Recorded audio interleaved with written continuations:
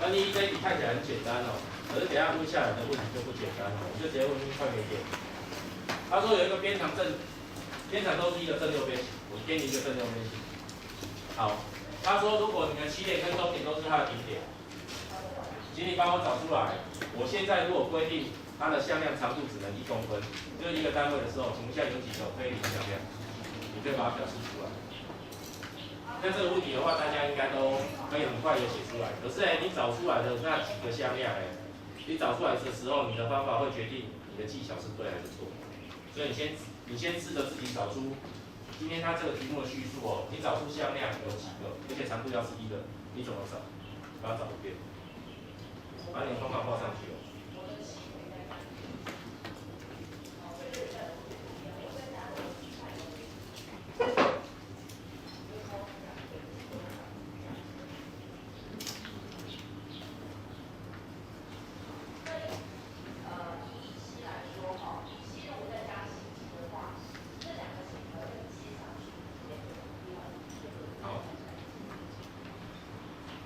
长度要是1的向量呢，基本上只有6个，就是哪6个？这个向量跟这个向量跟这个向量跟这个向量，总共这样绕一圈有6个。如果你那6个答案呢，你是这样找出来的话，那你会等一下会出现很大的问题。为什么？因为你觉得向量就是绕一圈呢。那我问你哦，那为什么你不要绕这一圈？为什么不要这个？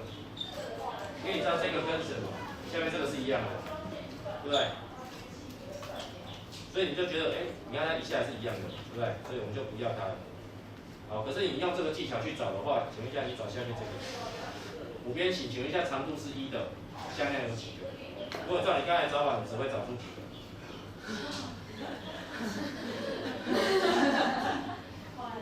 没关系，我带电器我才相信。如果你照你刚才绕一圈的方法的话，你会找到5个啊。可是实际上它还有哪几个？还有哪一个？还有这个那你刚才为什么逆时针不要？因为你觉得会重复啊。可是现在有没有重复？没有啊。所以就会变成说，你那个找法是有瑕疵。那个瑕疵就是有时候逆时针要算，有时候逆时针不算。所以我觉得刚才那个找法不好。所以我们现在要换一个方法来找。我们要换一个方法找。所以我现在教的是另外一个方法。就是我在找的时候，我可不可以把向量这件事情的决定把它搞清楚？因为我们刚才已经强调，向量决定是来自于先有一个线段，再有一个方向，对不对？所以我可不可以先从这个地方找出长度为1的线段？我找到了。但是在找的过程中，我们发现了有几个线段是发生什么事情？平行切等。我们今天在找长度1的线段，基本上只有这6条，但是这6条里面，我发现有一样长。那我就不要管这6，不要管这3个绿色的，我只要把红色这3个留下来就好。所以我今天去除线段有几个？有3个线段。那这3个线段呢？每个线段它可以决定出几个方向？2个方向，一个方向是往左边，一个方向是往右边。所以我就可以决定出2个向量，所以我再等下乘以2好，所以答案第2就写好。那个有。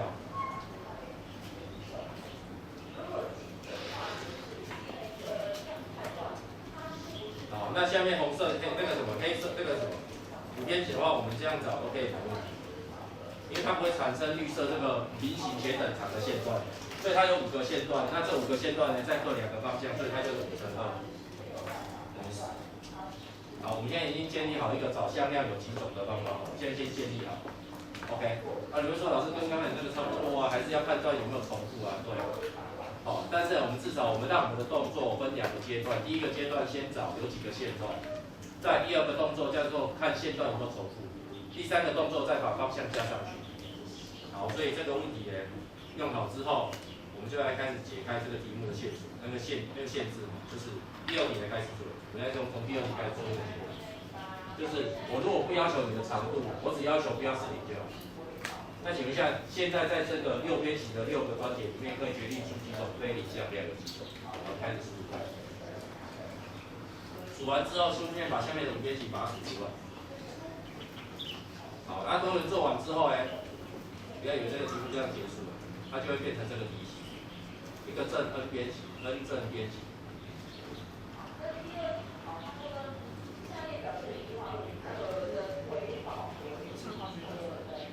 n 等于6，那这个时候呢，非理向量多少？那这边7啊、8啊都找出来。好，厉害一点之后呢，干脆把 n 的公式都写出来。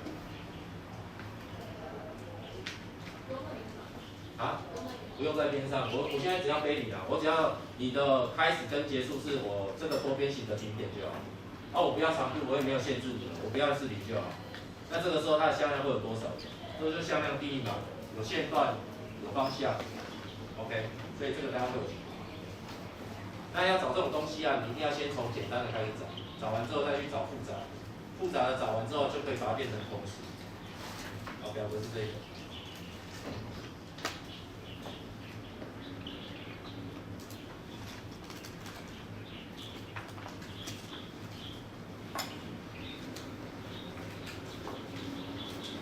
等下5个 N 6位同学哦，这一定找得出来，这一定找得出来，找出来只是那个数字，你各位从那个数字去猜7跟8。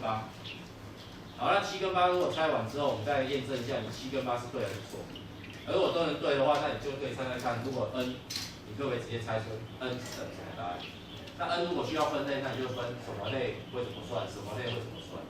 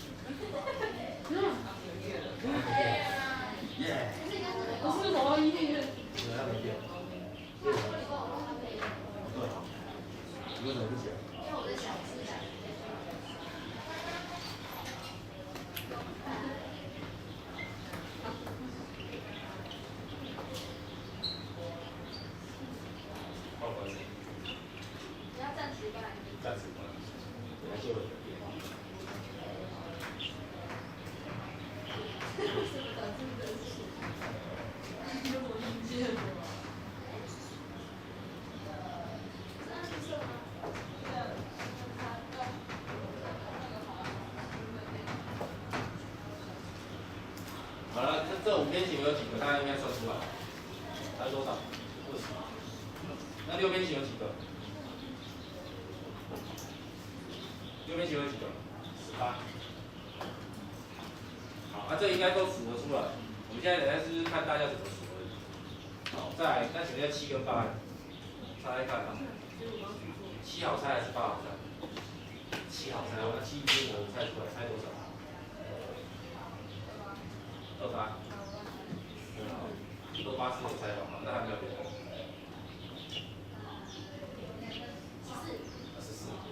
这样猜比较少。人家从5边形变7边形会越来越少，你的向量也太少。6变少，对，所以5、6、7要越来越少。还要28。那他也不要28，那他要28，那你要多少？还有没有？还有更高的。对啊，有的人会看20、18岁，他就想说，等一下就猜16，等差数列，对吧？可是你会发现，其实5跟6的找法其实不太一样。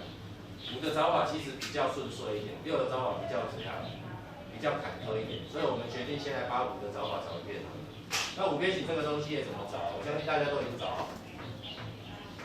按照我们刚才找说，我要求如果边长是要1的话，基本上先决定线段，你会发现有5个线段。会不会有重复的？不会。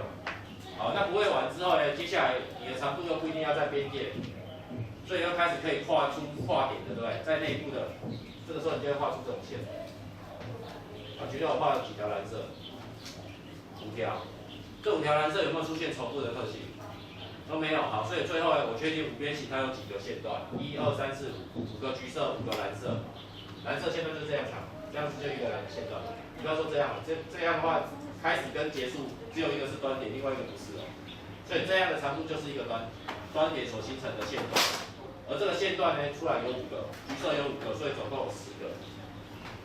那这10个里面有2个方向，每一个都有2个方向，所以它答案出来就20个，20个向量就决定了，对不对？有没有出现可以移动重叠的向量？没有。所以我觉得它找法太简单了，而且它的找法简单，所以让我们很快速就可以把7个找出来，因为你找到一个线索，这个线索你要从这里开始想，你要数怎么来的？数出来的，可是你在数什么？你在数对角线吗？不是哦，不止对角线哦，你连这个都数哦。这叫做什么？有5个端点，你在数线段，而你的线段的决定是由几个端点来决定？2个，所以你的10会用什么来刻？5、2、7，痛苦的回忆哦，往事历历又涌出来了，那种感觉到。西湖取2，还有没有人记得西湖取2怎么用？记得对吧？还有5阶除以2阶除以3阶啊！哎，还记不记得为什么5阶除以2阶3阶？还记得它叫西湖取2就不错了。可是我教你怎么记啊？后来我们那个时候高3他们在考试压力太大，所以他们在后面就写了说那个数学专有名词，而且越写越好笑，还有一个西天。新鲜水晶。对，还真蛮好笑。我还把它照下来。好，所以看一下啊，所以你今天在西湖取2，其实在取5个点里面任取2点，就可以形成所谓的什么线段嘛？你告诉我那个10就在数线段吗？那我现在只是稍微复习一下，西湖取2为什么就是10？为什么就是这种算法？其实你以前学排列组合，你要知道排列组合的意思其实就是在数数字。那你数数字的时候，你就需要说。可以制造出一个模型，那个常模，让你可以把以后看到很像的类型，就统一用一种类型来计算。而现在有一种统一的类型叫做西湖取2。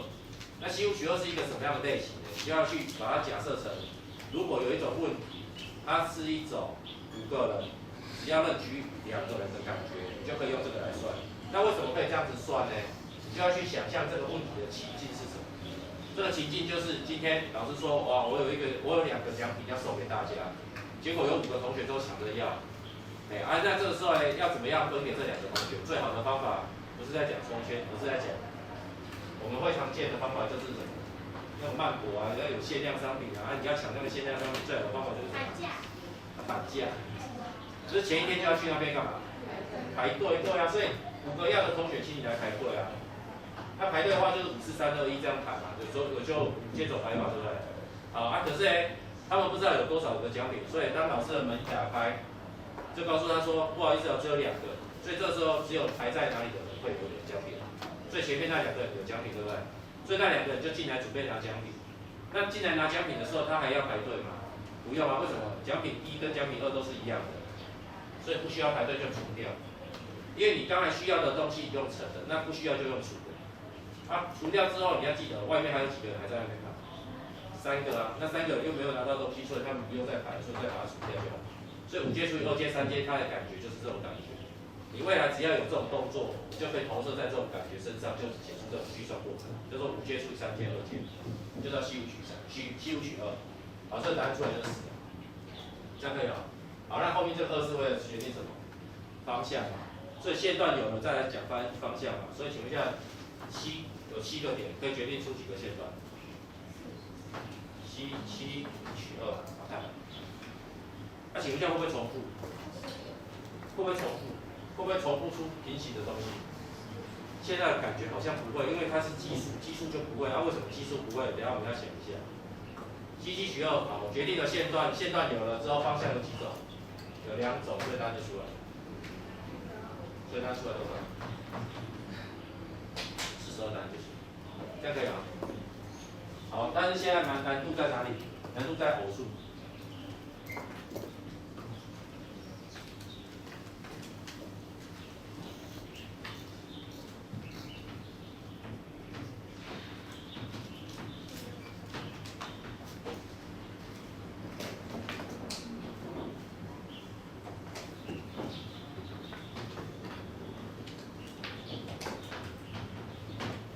在偶数，那偶数我们在取的时候，这看起来不像正六边形，但是你就会想象它是正六边形。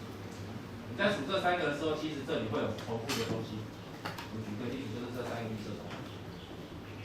对，好啊。可是我现在要取的向量又可以不用在边界上，因为长度没有设定在里面嘛，对不对？所以我可以开始来取一些比较内部的东西，比如说这个，比如说这个，比如说这个，我取完了。然后取这个呢，是因为它还会有跟它一样的向量、一样的线段，平行而且等长的。就是你取的这个，其实跟取这个是一样的。对。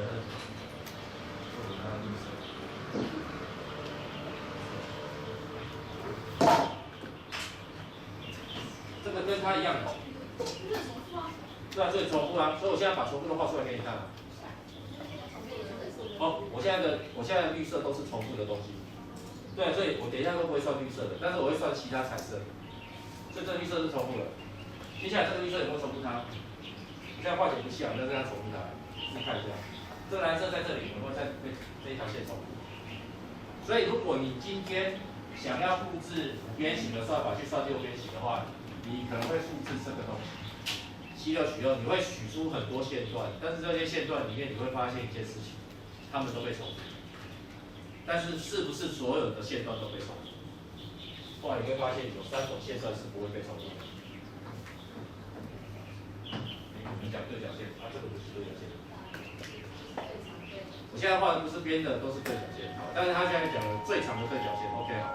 所以我现在在讲哦，你现在7、6取2，我们可以心算一下，叫做6阶除以2阶除以4阶啊，这个答案出来是15。那15条线段呢，全部都画在这上面，不管是只要不是白色的就好，白色是边，那个原来的图形。好，所以现在所有彩色的线段总共会有15条，你自己去数。而这15条里面，有的人被算2次，有的人只会被算1次。那你现在怎么算？你觉得先把谁挑出来就好？红色的挑出来会比较好，对不对？好，那现在我红色的挑出来，那你为什么要把红色那3条挑出来？因为这个时候你就会知道说，有人被重复算，而且都是被重复算几次？2次嘛。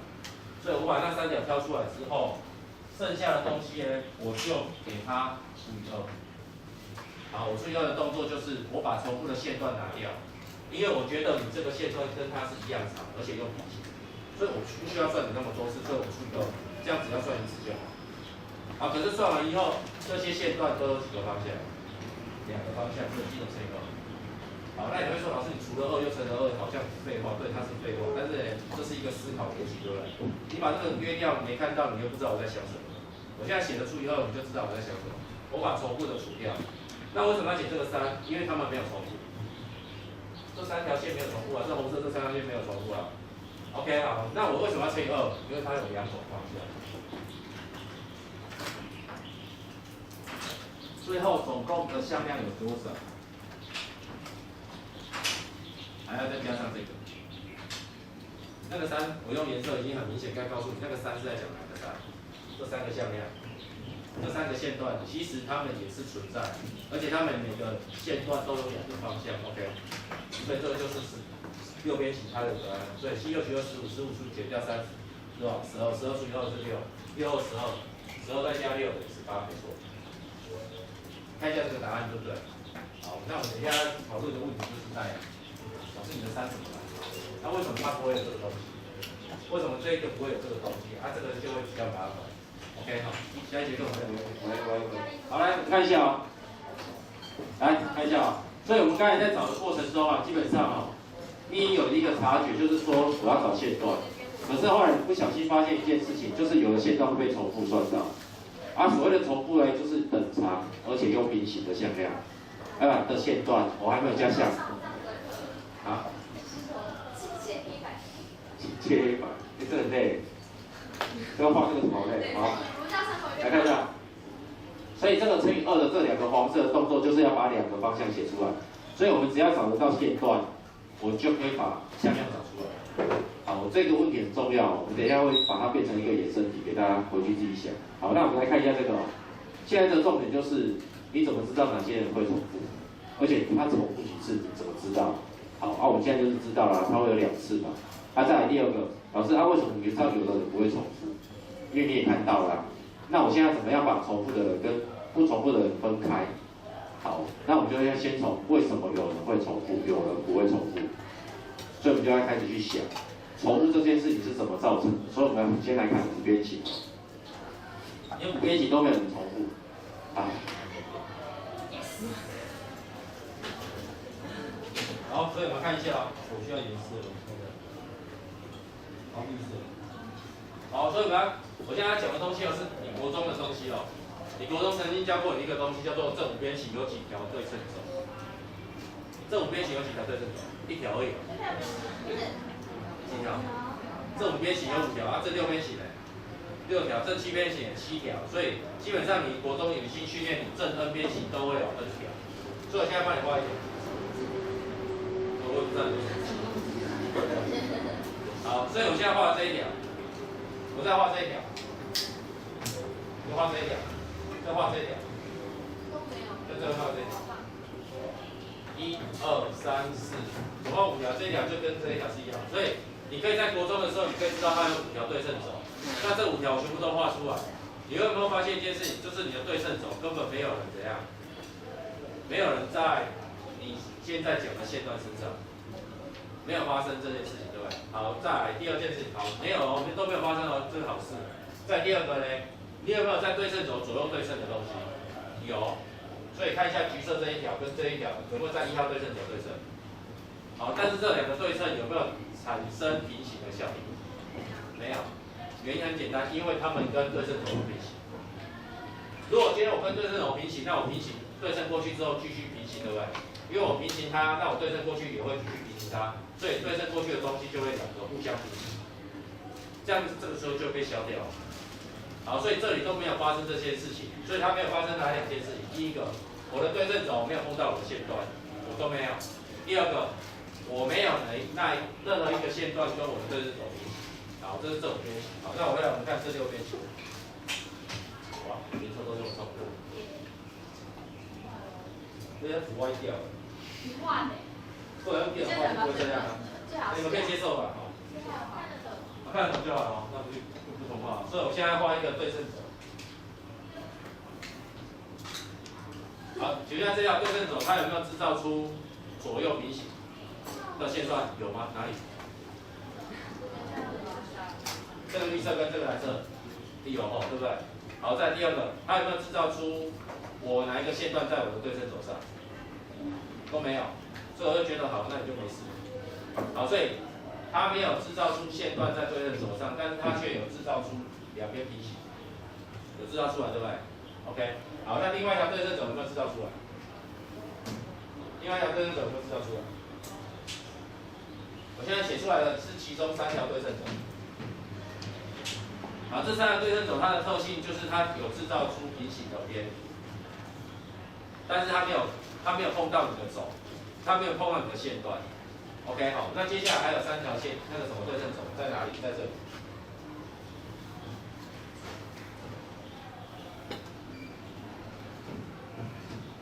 好，所以我现在出的画的都是对称轴，好，那现在4、5、6这个对称轴，它有没有制造出平行的？有，它制造出平行的哦。以4号对称轴，啊5号，这2个是平行的。再来第二个，它要换大忌。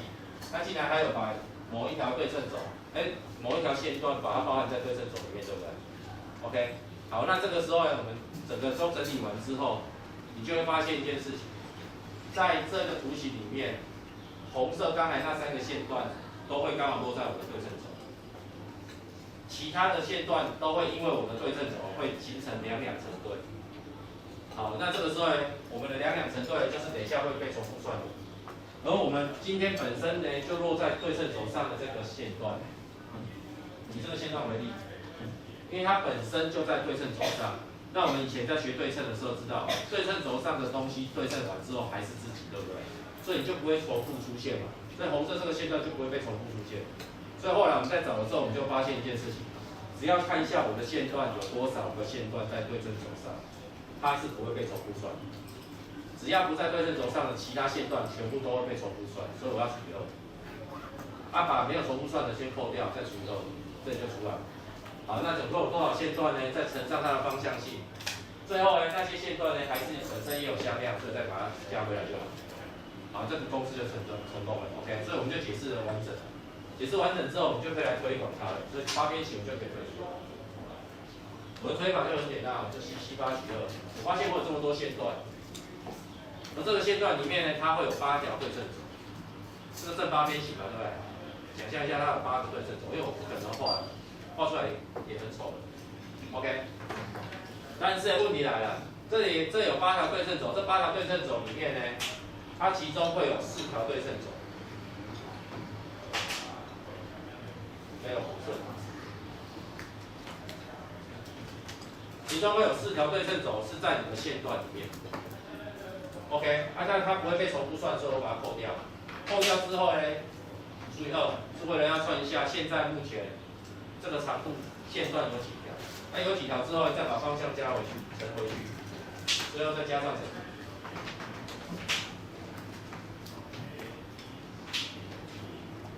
好，结束。好，所以后来的这些流程啊，你就是要从简单版的数字小的去想象到这些大的。如果你想象的过来就好。那现在唯一啊，我比较担心的是你们看不懂这个东西是什么。如果你看得懂的话，那这一题应该是没什么大碍。这个8除以2是因为它有8条对称轴。它这8条对称轴里面呢，你会发现其实它是偶数边，所以它基本上有一条是不会碰到线段，但是有一条会碰到，有一条不会碰到，有一条会碰到，所以就是一半一半，所以会有一半的碰到线段，所以就把那一半的扣掉，剩下的都会被重复到，这取肉 ，OK， 乘以2是为了方向有2种，最后呢重复那个在对称轴上的那些线段本身也是向量，所以叫它交流。好，到这边这样解释对吧？所以呢，最后我们答案就出来了。刚刚等于分的时候怎么办？要分成2大类，第一大类叫做 ODD， 第二大类叫做 DBD。那 ODD 的意思叫做基数 ，DBD 叫做偶数。你要计算的时候，它有2种算法，那基数最好算，7n取2，对吧？结束。那偶数的时候怎么算？7n取2减掉 n 除以2，除以2再乘以2，再加上2分之 n 乘以2。OK， 公式我就写好。好，那记住哦，我写的是一个思考的逻辑，所以你说老师为什么不约分？因为我约了就没有那个思考在那边，没有那个思考，你可能就看不懂它是什么。现在留着它，你以后还有机会看得懂。OK， 这样可以听懂吗 ？OK， 好，那我们有公式啊，也有推导，让你去了解说啊，原来这个东西是有关联性。OK。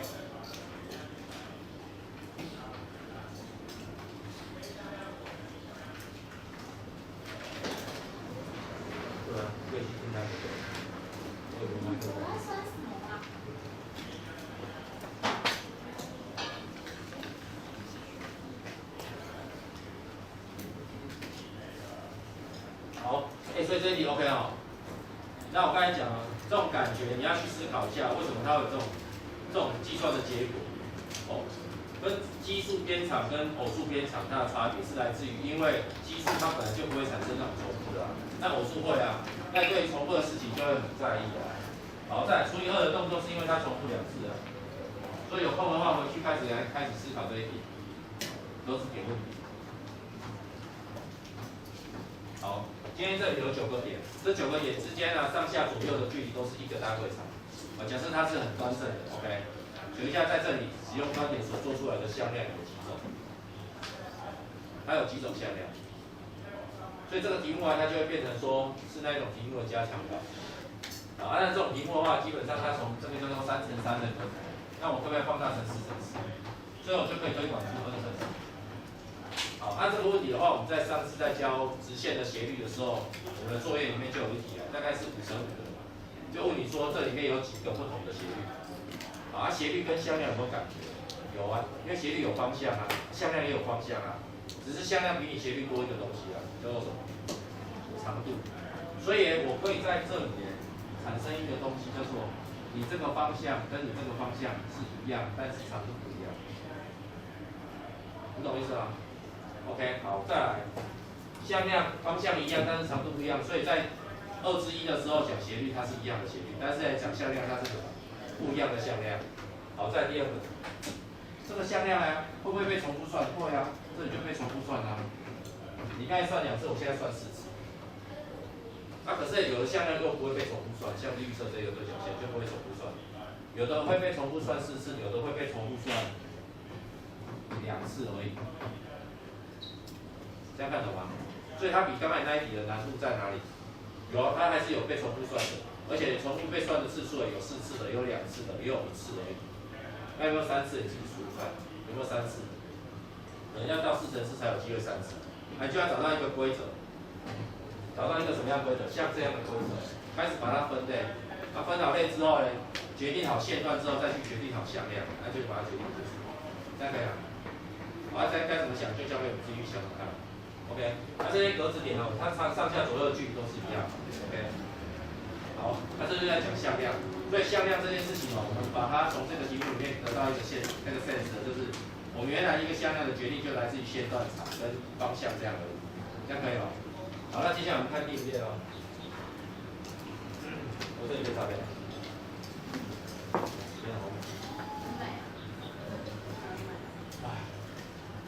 电脑这个把它读掉。好，来看一下第5页啊。好，那第5页的话，就是说，我说我们在设计一个新的东西，把这个科学把它留下来。我们有了符号，我们有了数据，我们有了运算，啊，都有了。可是我们现在开始执行，那运算的过程有哪些技巧要小心的？第一个是加法。好，那加法的话，我们先来看一下第一点哦，自己看一下。他说从物理的角度里面，向量的加法应该是很自然，跟你物理的力学很像。好，所以你在推广的过程中，那些文字交给你自己看哦，直接看下面这个东西。他说就好像有一个 AB 向量跟一个 BC 向量。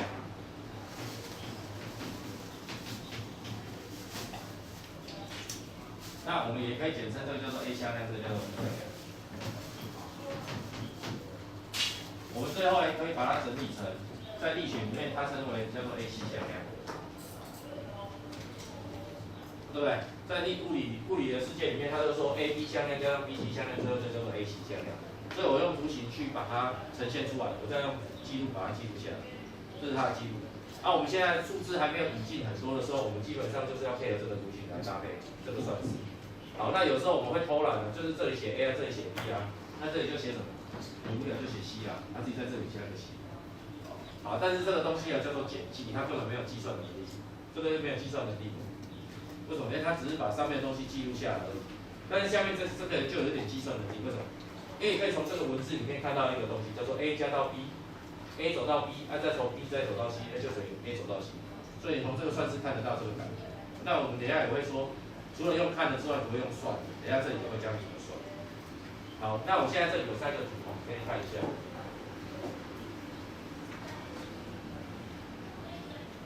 这3个图想要你看到什么？看一下。他说 A 向量跟 B 向量它们2个结合出来，第一种可能性长相都是长这样，但是有一种叫做什么合作的情况，那你们加起来就会变成什么？这样的向量。OK， 那如果你们今天呢是一个什么不合作的情况呢是怎么样？这是 A， 这叫做 B， 最后呢你们合出来就会长成这样，叫做 C。OK， 好，所以我们今天向量的加法里面呢，我们很常见的力学是长这样，可是我们更希望它是长这样或长这样，为什么？因为它这样加起来就超简单。那为什么它加起来超简单？因为这个时候呢，你 C 向量的长度基本上就来自于 A 向量的长度跟 B 向量的长度相加起来，而这个时候的 C 向量的长度呢，很简单，它就是 A 向量的长度跟 B 向量的长度来相减就好，这样可以吗？好，可是我们要先记住一件事情，我不知道 A 向量的长度跟 B 向量的长度是不是 A 真的会比较长。先看的图是真的 A 比较长，可是如果今天是 B 比较长的话，那怎么办？我就加个绝对值，因为我很怕上面这个图，其实它画出来的感觉是对它们2个走反方向，但是 A 跟 B 相加，其实会得到 C， 可是那个 C 是长这样。它们2个方向相反，但是在同一条直线上走动。那出来的 C 的长度呢，其实是来自于 A 的长度跟 B 的长度相减，可是这个时候看起来就是小减大，长度不能有负号，所以我就加个绝对值，这样就好。这样可以啊？好，那我们可以知道一件事情，就是大多数的情况都是这个情况嘛，对不对 ？A 向量加 B 向量哪有那么好命的？我问你，2个力量这样合成不可能，这样合成不可能，这是特例，所以大多数都长这样。那如果不幸长成这样的时候，我们有个 sense。这个 C 向量的长度会在什么情况？会在什么东西身上？会在 A 向量跟 B 向量长度的和，会在 A 向量跟 B 向量长度的什么差？那既然是差，就要记得加几个减，就是这种剩时数啊。好，所以同整1、2、3这3种情况，我们最后总结一个叫做三角不等式。那这个三角不等式呢，就是任何2个向量相加之后的长度会夹在2个向量相加、2个向量长度相加跟2个向量长度相减之差减，就这样而已。所以我们就写出这个东西了，先把它写下来。这个我们不用写了，这叫三角不等式。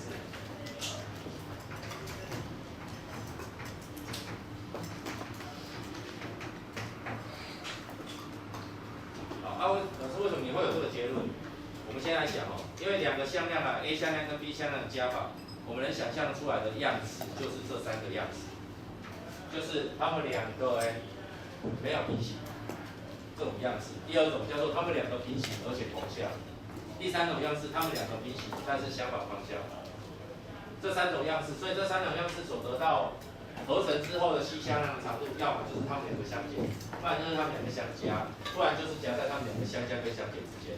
所以统合起来，这2个就可以把等号补上去，这就变成这个东西。而那个 c 就是谁？就是这个 a 加 c， 就在想这个而已。OK， 看起来很吓人，这个式子看起来很吓人，可是实际上看懂的就是说，老师，它这不就是三角形？三角形那一边长必夹在2边和跟2边差之间嘛？对啊，因为这个图是最常见的啊。可是以前看到三角形的图不会有等号啊。我们现在为什么可以有等号？因为我们不是真的三角形，我们是在讲向量，所以会产生这2个特例，把这2个等号呈现出来。OK， 好，请你把这个三角不等式要记好。为什么？因为我们高中只会有4大不等式，4大，第一个叫做二次式求极值，第二个叫做算极不等式，第3个叫做柯西不等式，发学到，第4个叫做叠合。而三角不等式不归类在这里面，是因为它的题目很少，但是会不会用到？还是会用到，还是有可能会用到。OK。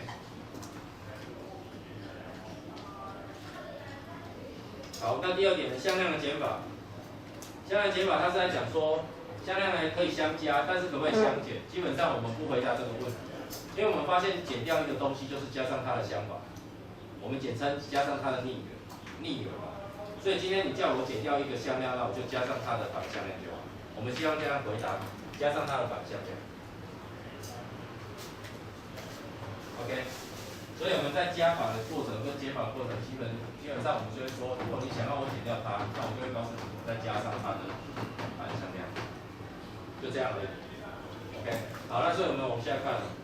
所以他说，请利用图解帮我解出 AB 加 AB 减掉 AC。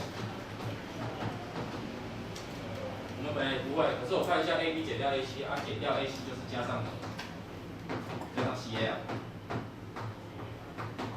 因为减掉这个向量就是加上它的逆圆，那 AC 的相反就是 CA 啊，长度不要变了，方向改变就好。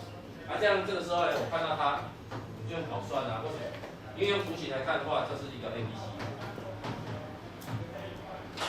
你的 AB 向量我帮你画出来，你的 CA 向量我帮你画出来。在力学里面，这个力量跟这个力量合成，也可以改成这个力量跟这个力量合成，你可以改变它的顺序，是没有关系，因为这是物理的现象。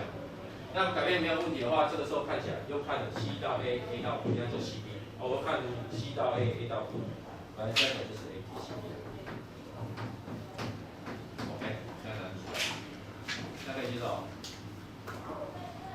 好，所以这个我们就可以把它图解出来。没有。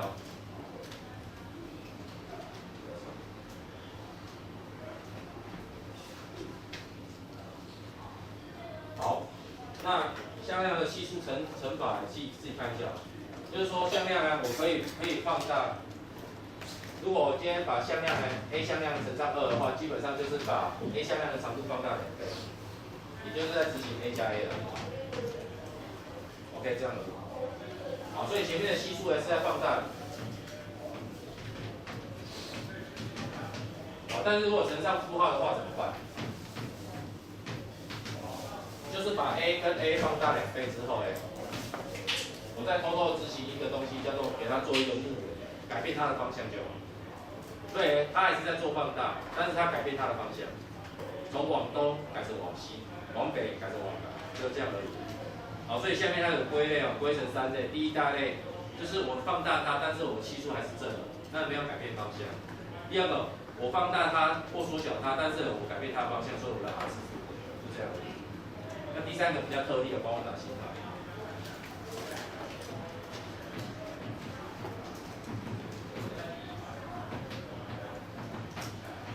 还是要强调一下，这个要写0向量，不要写0。这个东西呢，我再缩小它，缩小到让它长度变成0。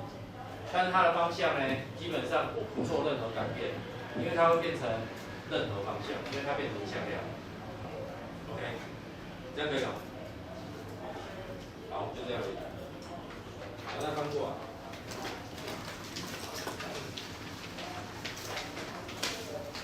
好，那接下来这个东西啊，就是我们学会放大、缩小之后，所以我们就这样子去形容。2个非0向量，它这里有一些关键字，你选一下，非0，AB，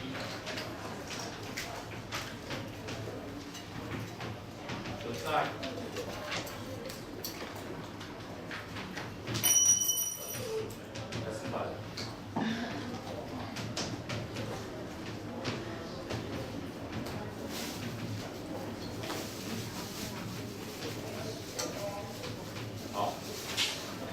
我把它整段话缩写成这一句话，这几句话里面的重点在这一句话：非0的 AB 2个向量存在一个 A 跟 B 的关系，存在一个系数 G 的关系，而这个系数呢，只要它是实数，那么我们就说 A 跟 B 平行。